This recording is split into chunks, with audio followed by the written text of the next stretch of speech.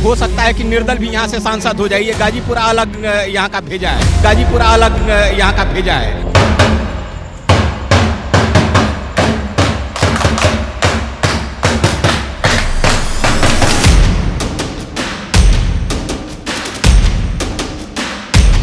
मैं किसी अत्याचार के सामने घुटना टेकने वाला नहीं, घुटना टेकने वाला नहीं, घुटना टेकने वाला नहीं।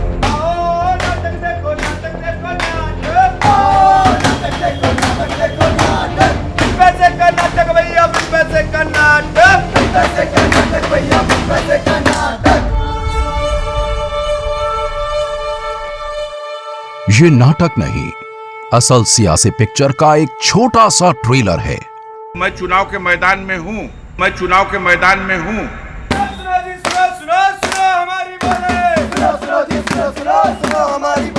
आप रैंडमली किसी से भी पूछ लीजिए, अब ये मसीहा है कि माफिया है, या किसी से भी पूछ लीजिए, वो बता देंगे आपको।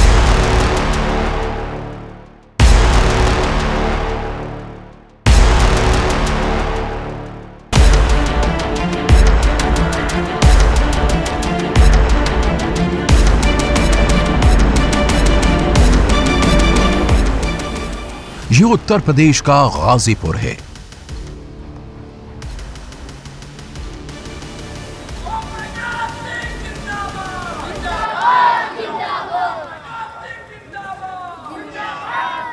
वाराणसी से सिर्फ 80 किलोमीटर दूर वो गाजीपुर, जिसकी सियासी कहानी में अपराध भी है, दुश्मनी भी है और जीत के लिए कुछ भी कर गुजरने का जुनून भी। तो वो माफिया है, तो हाँ हम माफिया हैं और मरते दम तक रहेंगे।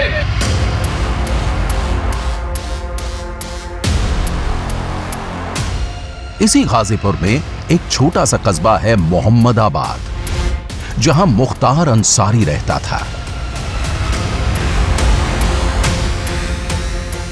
और मोहम्मदाबाद के इसी घर से, जिसे लोग फाटक कहते हैं, यहीं से अंसारी परिवार अपनी राजनीति करता आया है। लेकिन आप इसे भाईचारा कह रहे हैं और को कह रहे हैं कि तो डर के मारे भाईचारा है, बाहुबली है आप लोग। ये कुछ लोगों को तरद है। वो कौन लोग हैं जो समाज के लिए खुद ही खतरा बने हुए हैं, आजाद भारत में गरीबों को दबा के रखना चाहते हैं, उनके ऊपर जुल्म अत्याचार करते रहते हैं, उनकी इज्जत आबरू से खिलवाड़ करना चाहते हैं।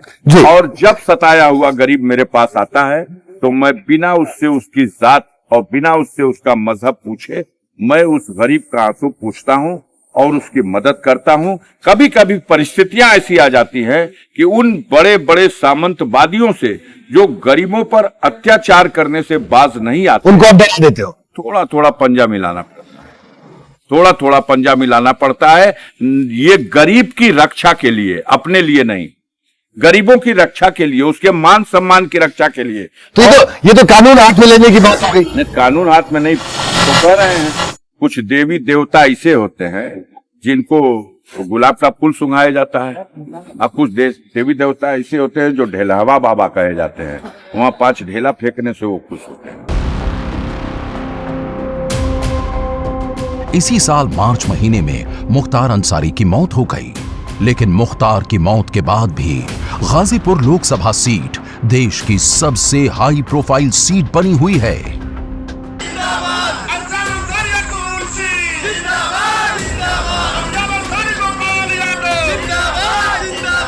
गाजीपुर लोकसभा सीट पर मुख्तार अंसारी के बड़े भाई अफजाल अंसारी मैदान में हैं। इनके कदमों में जमाने की है रफ्तार रफी, ये जिधर जाएंगे तकदीर उधर जाएगी। मुख्तार अंसारी एक माफिया था, लेकिन उसका रिश्ता गाजीपुर के बेहद नामी परिवार से था, जिसने आजादी की लड़ाई में अपना योगदान दिया।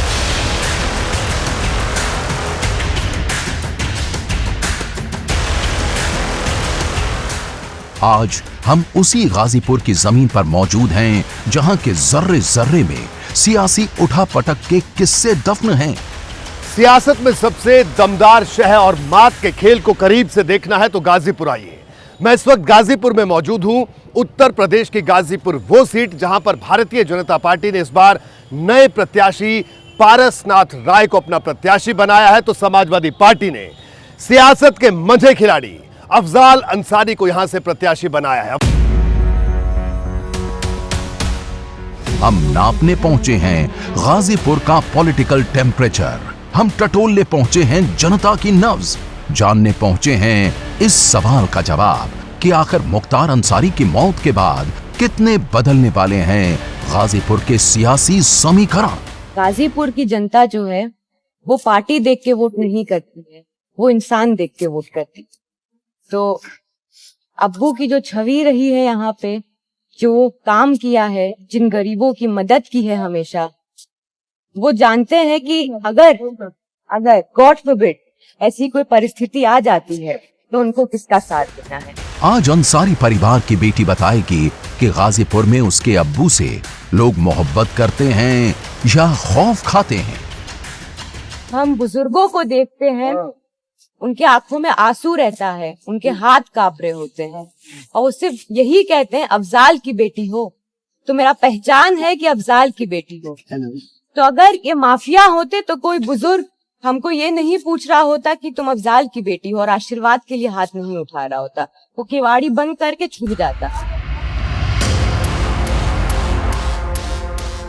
मेरे साथ गाजीपुर से समाजवादी पार्टी के प्रत्याशी अफजाल अंसारी साहब मौजूद हैं। अफजाल अंसारी साहब, आपका स्वागत है बीपी न्यूज में। आपका भी बहुत बहुत स्वागत है गाजीपुर में, गाजीपुर की जनता की ओर से जी। तो अफजाल अंसारी साहब, एक बार फिर से 19 के बाद अब 24 में एक बार फिर से आप चुनावी मैदान में हैं। 19 में मैदान मार लिया था, इस बार की तैयारी कैसी है, पहले ये बताइए। ये तो जनता के द्वार हम लोग घूम रहे हैं और उनसे अपने पक्ष में मतदान करने की अपील कर रहे हैं जी। अपनी उपस्थिति दर्ज करा रहे हैं, उनका विश्वास जीतने की कोशिश कर रहे हैं। 1985 और आज 2024 कितना अंतर आया? आज 1985 की चुनौती बड़ी थी या 2024 की चुनौती बड़ी है? 1985 में अभी जो कमज़ोर और गरीब तबका था और असंगठित क्षेत्र का जो मजदूर था, वो अभी अपने हक हिस्से के लिए संगठित होकर खड़ा होना जानता ही नहीं था।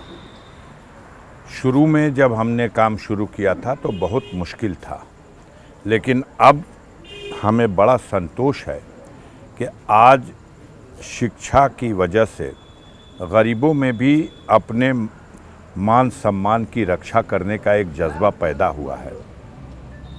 गरीब पैसे से, धन दौलत से गरीब हो सकता है, लेकिन ईमान का इतना मजबूत होता है कि जो उसका साथ दिया है संकट की घड़ी में, वो उसका साथ किसी कीमत पर छोड़ नहीं सकता, सर कटा सकता है।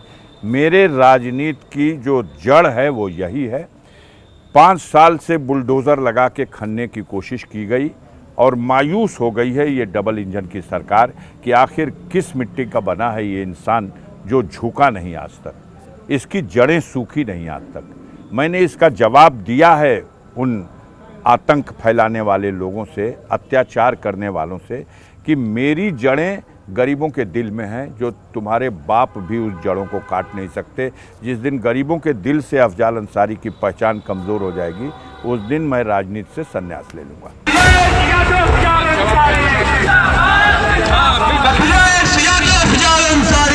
अंसारी परिवार सीना ठोक कर कहता है कि वो गरीबों के लिए लड़ते हैं।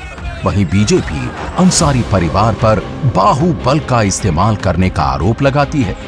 इस बार का चुनाव, अगर हम गाजीपुर के इस चुनाव को देखते हैं, पूरे यूपी की हॉट सीट मानी जा रही है। पूरे देश भर में गाजीपुर के चुनाव की चर्चा है। यहाँ का परिणाम जो भी होगा वो पूर्वांचल की राजनीति में एक नया अध्याय लिखेगा, ऐसा भी कहा जा रहा है। और बीजेपी कह रही है कि इस बार हम नया अध्याय लिखेंगे। हाँ ठीक है, उनको उम्मीद पर दुनिया कायम है, उनको भी उम्मीद रखनी चाहिए। पूर्वांचल की जनता मन बना चुकी है जी, और पूर्वांचल की जनता ये जो लास्ट 2 चरण का चुनाव है, 14 सीटों का, इन 14 सीटों में तो हम समझते हैं उत्तर प्रदेश में 14 में 2 भी ऐसी नहीं है जो बीजेपी ये दावा भी ठोक सके कि वो जीत लेगी। सारी सीटें हार रही हैं। सारी सीटें हार रही है आपको लग रहा है? मुझे ये भी मतलब तैज्जुब नहीं होगा अगर ये पूरी की पूरी सीटें हार जाए तो। ऐसी हालात, ऐसी सूरत हाल बन चुकी है। अफजार अंसारी साहब, प्रदेश सरकार कह रही है कि कानून का राज आया है, लॉ एंड ऑर्डर बेहतर हुआ है, पूर्वांचल में कानून व्यवस्था और बेहतर हुई है। इससे अच्छी और क्या हो सकती है कि माननीय प्रधानमंत्री जी को भी ब्रजेश सिंह को मैदान में उतरना पड़ गया। वो बनारस में मंच पर भारतीय जनता पार्टी के जिला अध्यक्ष के साथ मंच शेयर कर रहे हैं और प्रधानमंत्री के लिए वोट मांग रहे हैं। अब कानून व्यवस्था की कौन सी परिभाषा में ब्रजेश सिंह के वोट मांगने के लिए, वो भी प्रधानमंत्री के वोट मांगने के लिए, इसको कैसे फिट किया जाएगा? आप हमें समझा दिए, हम तो नहीं समझ रहे हैं। लेकिन कह रहे हैं कि आप पर भी मामला दर्ज है। हाँ, दर्ज है। आप पर गैंगस्टर का मामला लगा और अभी विचाराधीन है मामला। आप हाँ। राहत के लिए आप कोर्ट गए हैं। जी। और इन लोगों ने गैंगस्टर के उस मामले में पूरी तरह से ये षड्यंत्र करके कि मुझे ऐसी स्थिति में ला दिया जाए कि मैं चुनाव लड़ने लायक ही न रह जाऊं। हमारी सज़ा भी करा दिया। देश का कानून है जिसकी 2 साल से अधिक की सज़ा होगी, उसको सदस्यता भी रद्द हो जाएगी और चुनाव लड़ने के लिए अयोग्य घोषित कर दिया जाएगा। ये दोनों चीज़ें मेरे ऊपर हो गई। लेकिन मैं अपील में गया, हाई कोर्ट ने मेरी ज़मानत मंजूर की, फिर मैं सुप्रीम कोर्ट गया। सुप्रीम कोर्ट ने गाज़ीपुर ट्रायल कोर्ट के सज़ा के उस आदेश को मेरी अपील के निस्तारण तक के लिए उसे स्थगित कर दिया जी। और अपील के निस्तारण के लिए 30 जून की तिथि भी दे दी कि 30 जून तक इसको आप निस्तारित करिए। लेकिन अदालत के फैसले पर हम हिम्मत जुर्रत नहीं कर सकते कि वो फैसला क्या आएगा उसको पहले से बता दें। लेकिन मीडिया के साथियों को और हमारे विपक्षी पार्टी के नेताओं को कंफ्यूज करने के लिए जनता को ये एक अच्छा मुद्दा मिल गया है और वो लगातार बस इनकी तो हमसे भी पूछा जाता है कि अगर ऐसा हो गया तो क्या होगा जी। हमने कहा अगर मेरी कुंडली में संघर्ष लिखा हुआ है, अगर ऐसा हो जाएगा तो उस वक्त विचार किया जाएगा। अफजाल अंसारी साहब, ये बताइए कोई रिटायरमेंट प्लान आपका है? क्योंकि इस बार आपकी बेटी ने नामांकन भी भरा है, हालांकि वो किन परिस्थितियों में कि वो आपकी रणनीति का भी एक हिस्सा है। नहीं, जिस तरह से यहाँ प्रचार किया जा रहा था, ऐसा लग रहा था कि 2-1 दिन के अंदर या तो ये लोग मेरा पर्चा जो माननीय अखिलेश यादव जी दिए थे, पर्चा तो दिया राष्ट्रीय अध्यक्ष समाजवादी पार्टी ने जी, लेकिन खारिज कर रहे थे भाजपा के लोग और उनका बयान लेकर के खारिज करा रहे थे। ये कैसे हो सकता है? यही यहाँ मीडिया वाले, यही तो यहाँ की जनता हैरान है जी कि राष्ट्रीय अध्यक्ष पर्चा दे रहा है और खारिज कर रही है यहाँ के कुछ मीडिया के बंधु और यहाँ भाजपा के नेता। पर्चा नहीं खारिज करा, पर्चा नहीं बदलवा पाए, तब हमारा पर्चा भरा गया तो पर्चा खारिज करा देंगे। इतना प्रोपगंडा किया कि आम आदमी परेशान है, भैया तो हर पर्चा खारिज हो जाए। तो मैंने अपनी बेटी से भी भरवा दिया, सब्स्टिट्यूट कैंडिडेट की हैसियत से भरवा दिया।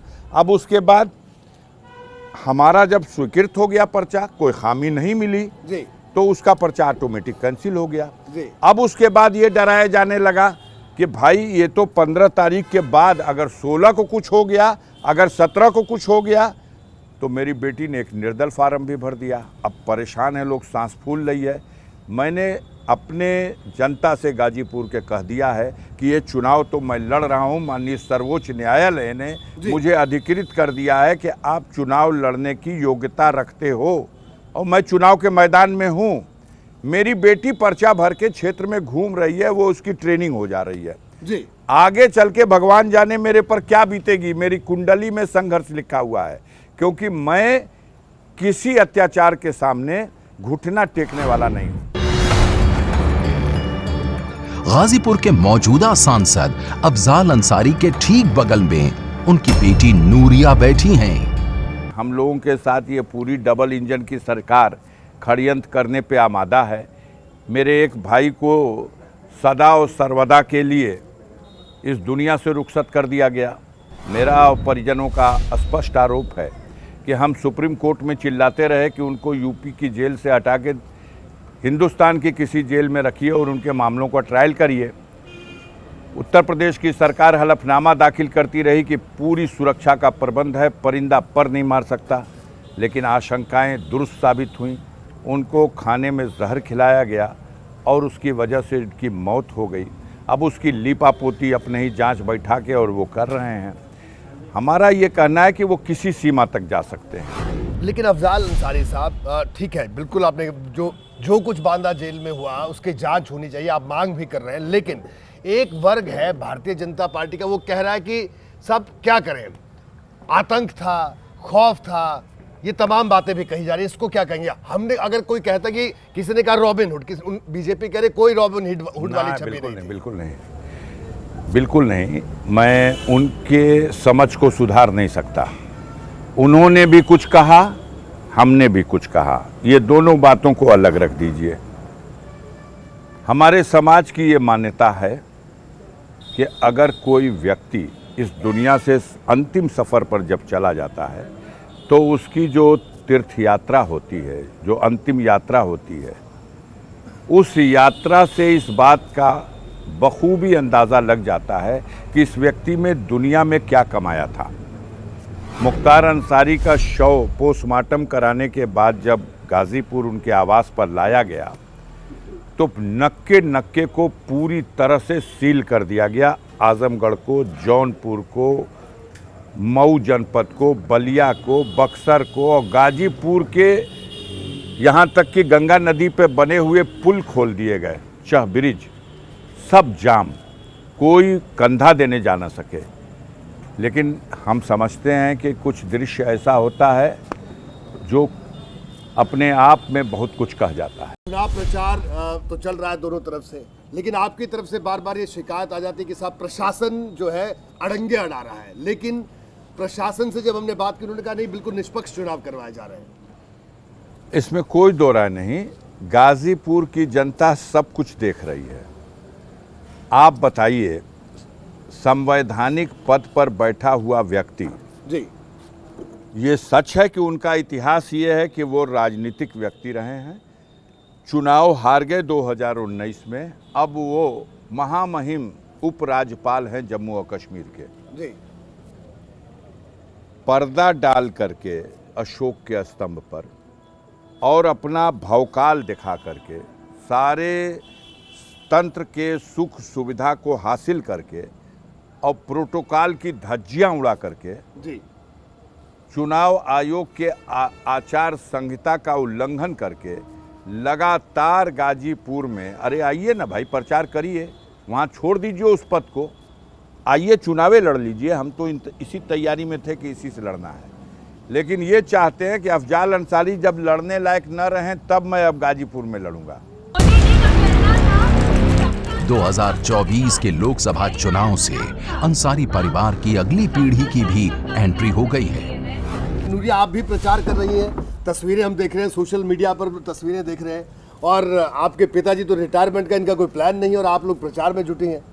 नहीं, बिल्कुल भी। ऐसे जो अच्छे लोग होते हैं, पढ़े लिखे लोग होते हैं, उनको रिटायरमेंट का प्लान लेना भी नहीं चाहिए। और हमें लगता नहीं है कि मेरे अब्बू अभी रिटायरमेंट लेना चाहिए उनको। अब ये बात अलग है कि अगर सरकार कुछ कर दे, किसी तरीके से कुछ साजिश कर दे, तब परिस्थितियां अलग रहेंगी।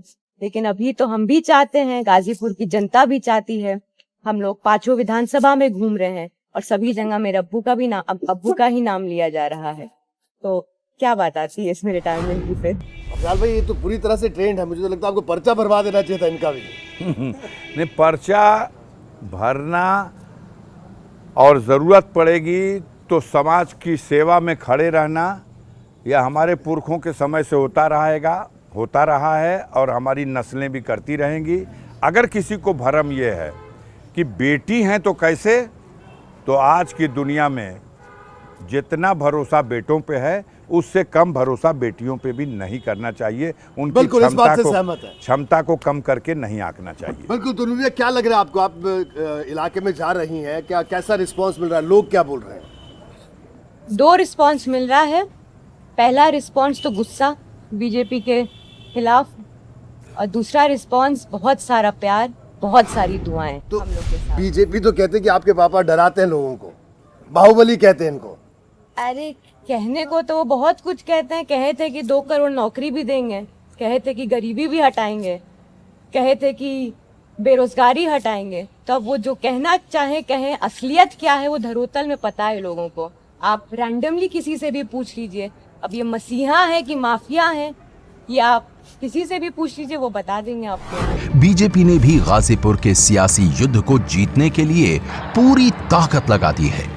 प्रधानमंत्री से लेकर गृह मंत्री अमित शाह गाजीपुर के गदर में शामिल हैं।